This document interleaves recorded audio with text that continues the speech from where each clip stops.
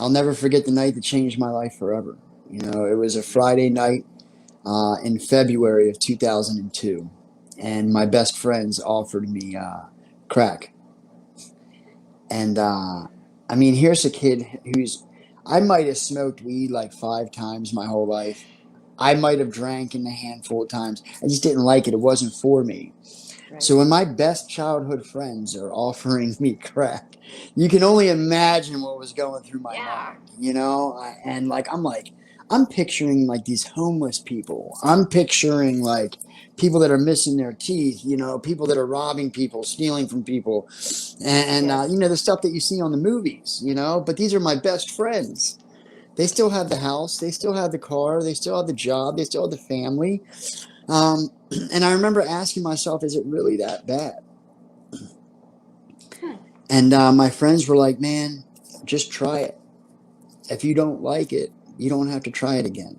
Unfortunately, that's when it all went downhill. That's how it went downhill. The second, for some reason, you know, the second those chemicals hit my bloodstream, it flipped a switch inside of me, that addiction switch, and I couldn't turn it off. So the crack led to heroin. And then as I started snorting that every day, and as my addiction progressed, um, I started to find myself like wanting to steal from my grandparents and things like that. And like I said, I come from such a close knit, loving family. When I started to have those thoughts of stealing from them, I uh, I packed a book bag and I chose to run away from home. I told myself that first night that it was only going to be for the summer, and that after the summer goes by, I'm gonna quit. I'm gonna enroll into college, and I'm gonna get my life together. And that summer lasted 10 years, like 10 years homeless, and like at any given day, like it was horrible. You know, it wasn't like couch surfing. It wasn't Right. like I was sleeping at friends' houses. Like I was literally homeless. I would find empty boxes, like cardboard boxes. I'd break them down, and then I'd carry them with me to where I was going to sleep for the night. So that was what I would use as a mat. I learned how to steal from people. You know, break into houses, B&Es, and things Wow. like that. And then it just every time I would get locked up, and I'd do a little stretch of time here and there, and I'd get out, and my addiction would progress, and I would get worse, and everything that I said I would never do, I eventually ended up Yeah. doing. It was horrible. Did you have people going, dude, you need to get a job? Or, Not in the beginning. In the beginning, like I was still young, and I didn't look like an addict at first, you know. But as time went on and the addiction progressed, and I started losing my teeth, started losing my weight, and it was showing, it was very hard to get money that way. yeah. And yes, people would tell me like, "Get out of here!" Like you, dude, you know what I mean? Like just Yeah. go get help, or go, you know, go get a job, you know, things like that. They were very mean. People would step over me on the sidewalk. They'd throw soda cans at me. They'd spit on me, you know. It's unfortunate, you know, because it's not like I wanted to be living that way.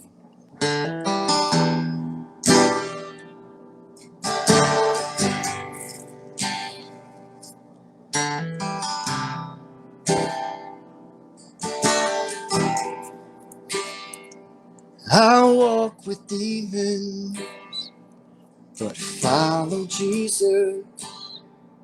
They say I'm strong now, but I hide my weakness. I built these prison walls inside my mind, and they won't let me out. I'm doing time. So when everything is going wrong, just give me the strength to carry on, Yeah. and help me face the break of dawn. 'Cause I'm waiting for the day you come, when you can take my pain and break these chains and finally set me free. Just take my hand and break my plan so I can finally say that I'm good enough, and just your love is all I'll ever need. But some things just don't come that easily. But I still believe, yes I do. Oh, I still believe.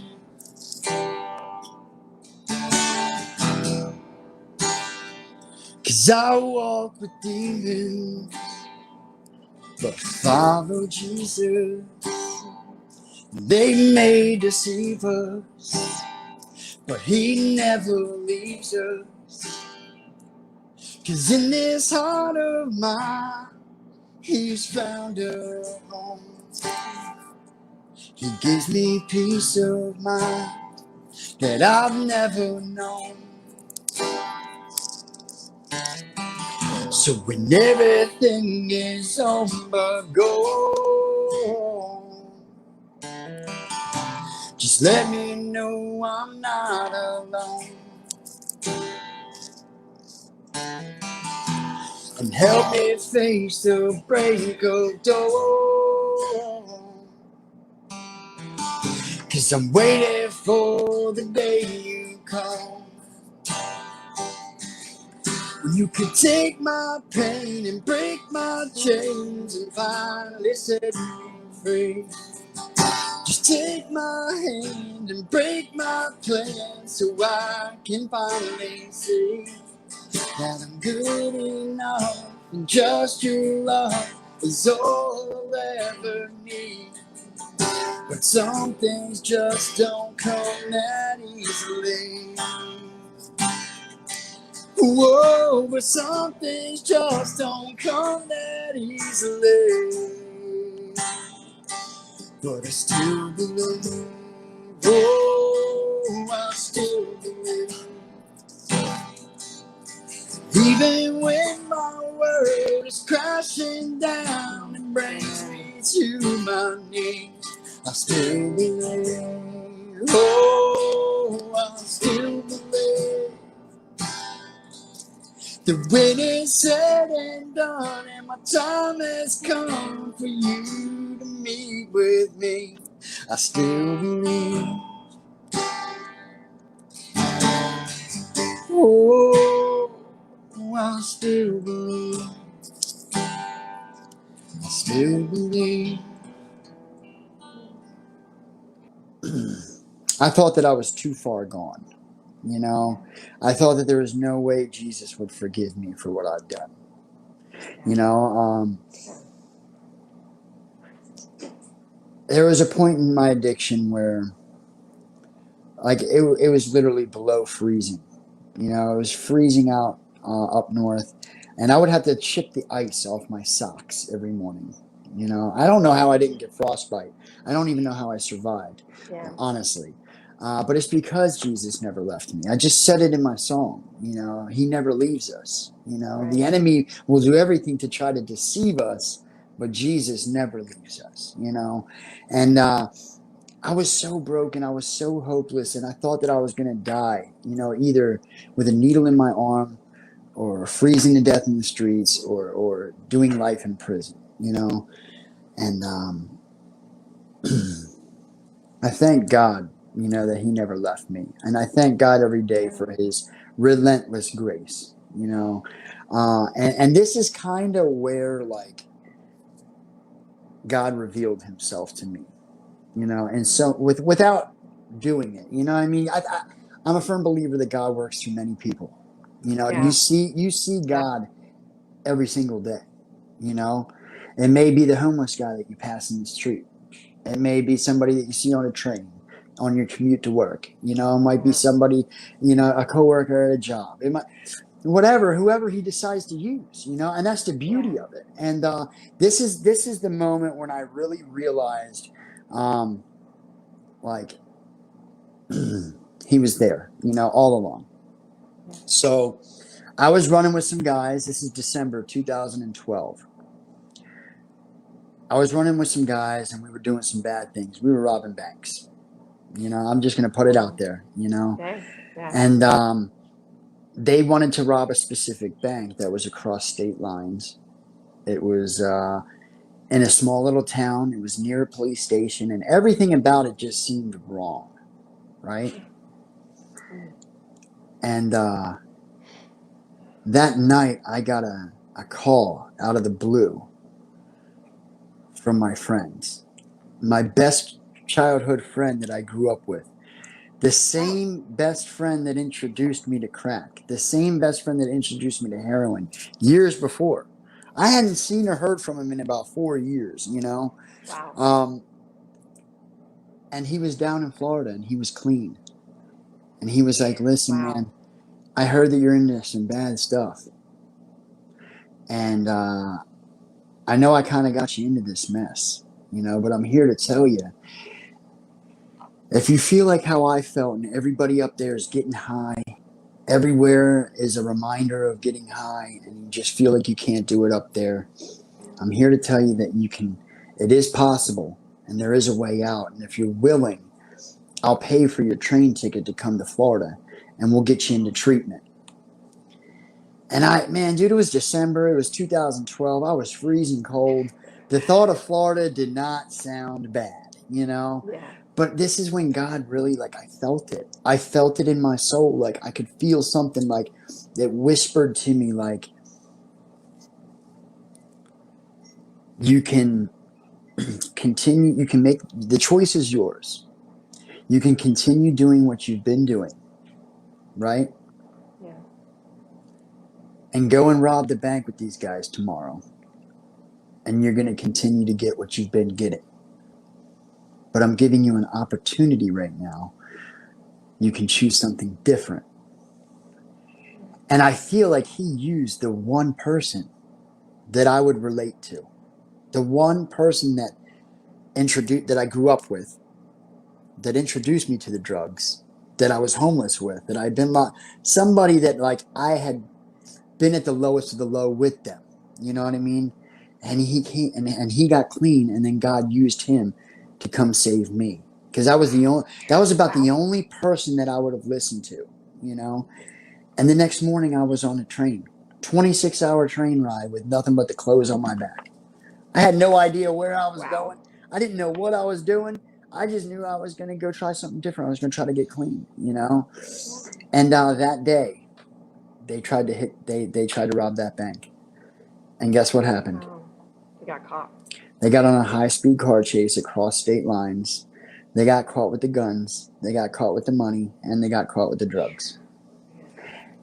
And I would have been in prison for life, But this is when God came down. And he was like, listen, no matter how broken, no matter how hopeless things may seem, you always have a choice.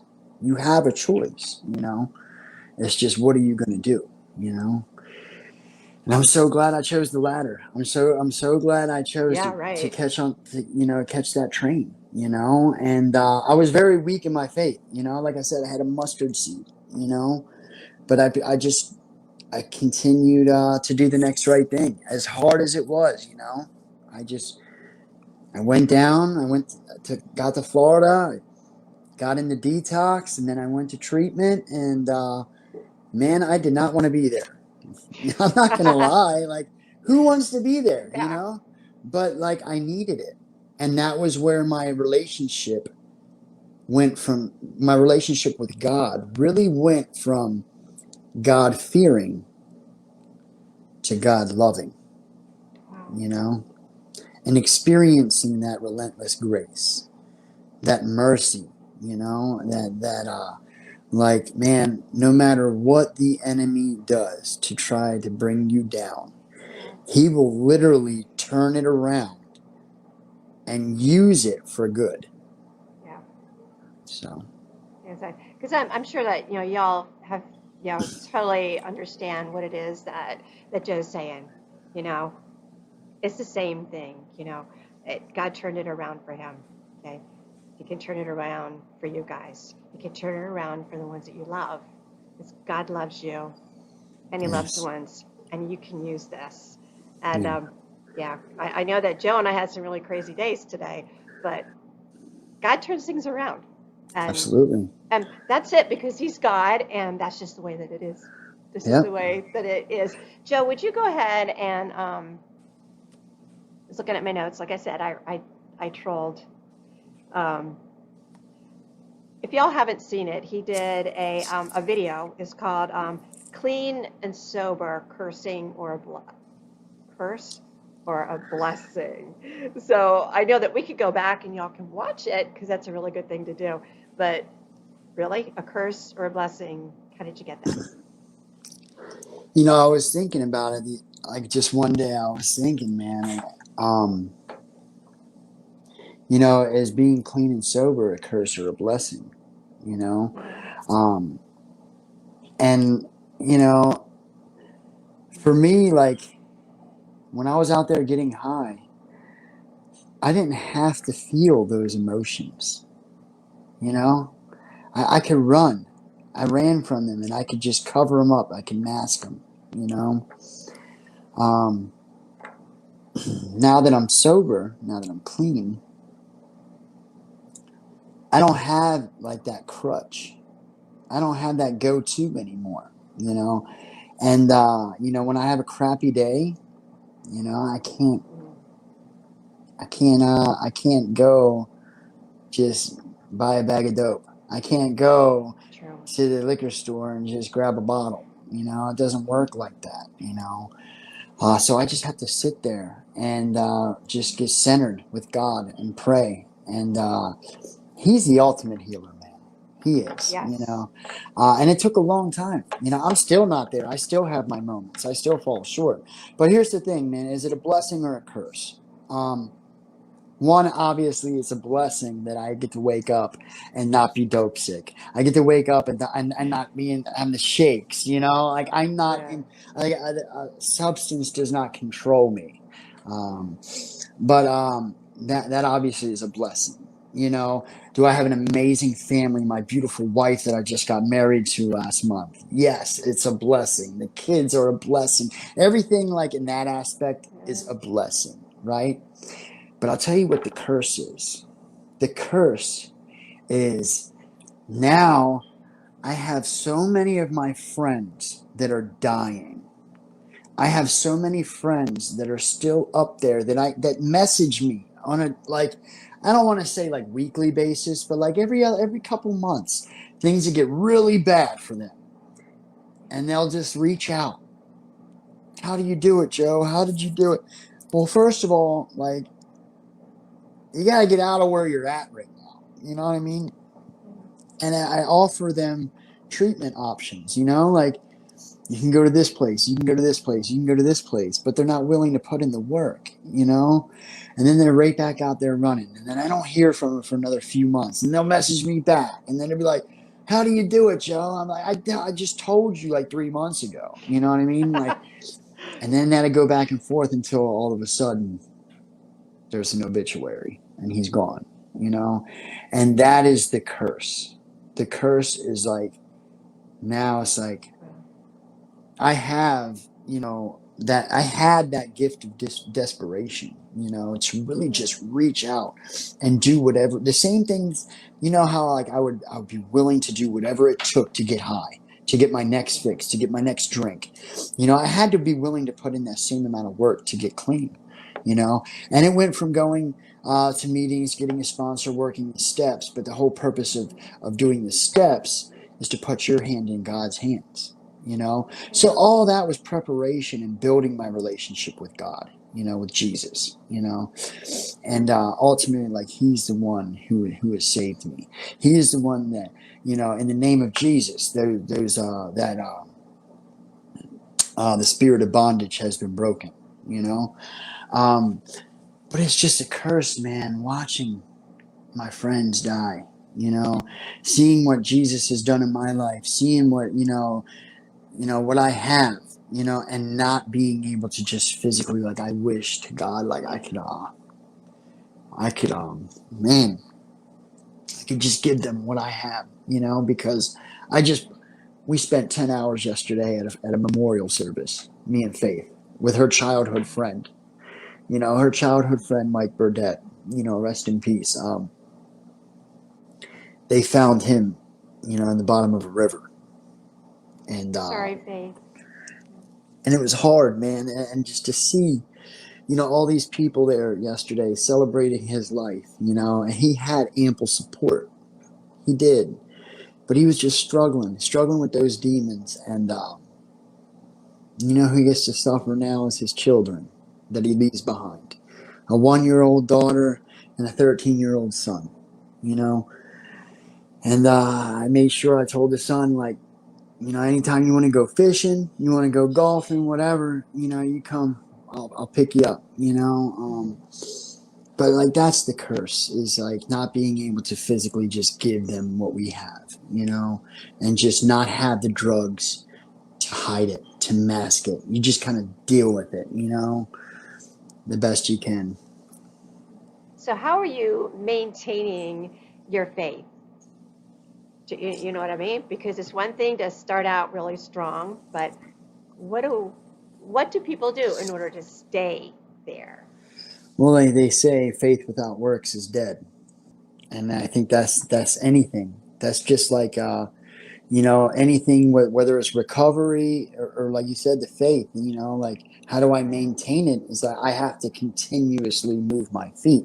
I have to continuously be of service to others, to my brothers and sisters. And that's what I practice on a daily, basis. Whether it be my first ministry obviously is at home, to try to teach the children, and to whether it's cutting the grass, doing the dishes, I ask Faith all the time, how can I pray for you? How can I help you? To be of service to my family first, and then it spreads outwards, to every Wednesday, I run, it's like an engaged life group. It's like a hybrid group where it's through my church, Lake Mary, but so the neighborhood center is a facility in my area that houses homeless people. They provide housing for homeless people. Mm-hmm. They have a reentry program for prisoners who are just released from prison. They have programs for addicts and alcoholics, and I go there every Wednesday and I run a group, and it's all about Jesus. It's all about, talking about God and tying it into recovery, sharing my testimony, I'm of service that way. Then Thursday nights I have another men's group, and Sunday, obviously, church, It's just always being of service, always trying to help, whoever needs it in any way that we can, even if it's just stopping at a red light somewhere and praying for somebody, So what I was thinking is that because you said, "Hey, Noah, Randy, yeah, I know you're late, but you got here. Love you, lady." So I was actually going to ask you the same question: is what can we do to pray for you, Joe? What is it? How can we pray for you? Oh, I appreciate that. Just pray for discernment, pray for discernment and guidance, that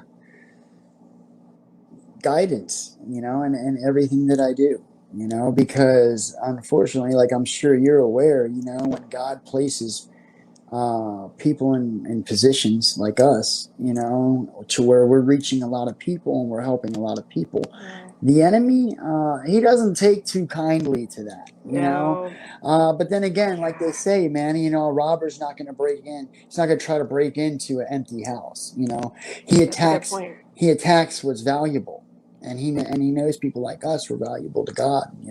We are treasures in His eyes. So we are susceptible to more attacks. And it's so funny because I'll be an open book for a moment. And it's like, dude, it's constantly like when he can't get to me, it's like on to the next thing and try to get the faith. Yeah. And when we're like solid and we're reading our Bibles every morning, Mm-hmm. praying together every night, he'll move from us to our children, to one of our children, Yeah. and it's like wherever he can get in, to just sprinkle those seeds of doubt, those worries, so like Yeah. you can just pray for a hedge of protection, and discernment and guidance. That's all.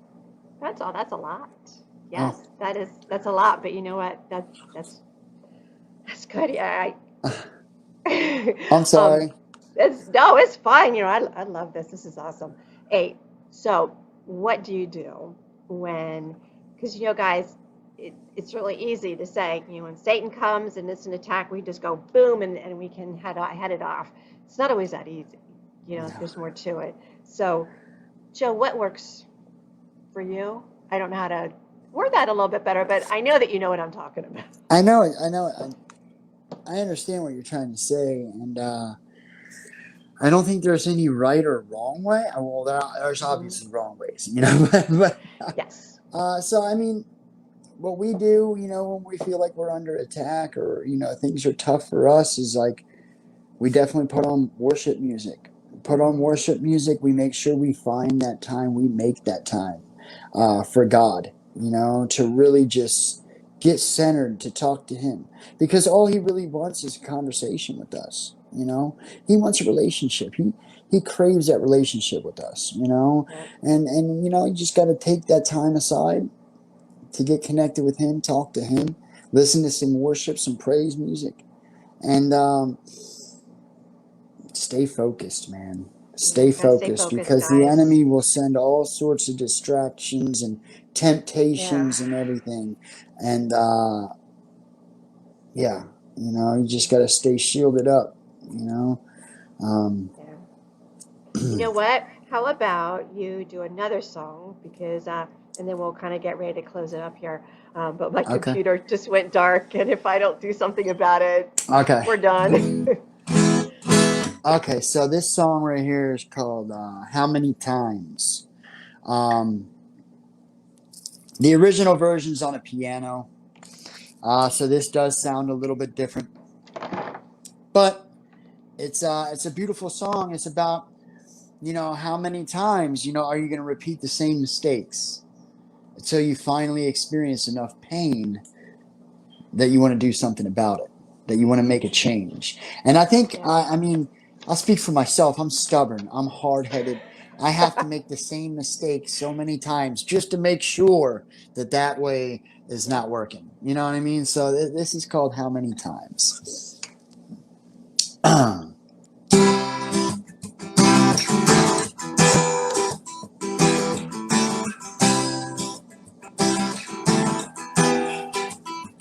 Oh, oh, oh, yeah, yeah, yeah, yeah, yeah, yeah, yeah, yeah, yeah.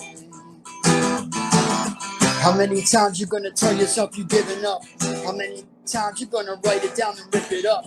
How many times have you invested in luck? You find that penny facing heads down, will turn around and flip it up. Don't you believe in the fate? Believe in your fate. Now watch how everything just seems to fall into place. You ain't even gotta try to say you win in the race. Cause every time you praise his name, you'll be receiving his grace and grace. Now keep me from the wicked, protect me from the snares. Help me spread this message to anybody who cares. Cause I don't wrestle with them lions and tigers and bears. I'm wearing the armor of God and truest beware. How many times have you prayed in the Yeah. name of? How many times have you shown him the same love that he shows to you? How many times? How many times? Oh, how many times have you prayed in the name of? How many times have you shown him the same love that he shows to you? How many times? How many times? How many times you gonna lie to yourself? How many times you been denying yourself?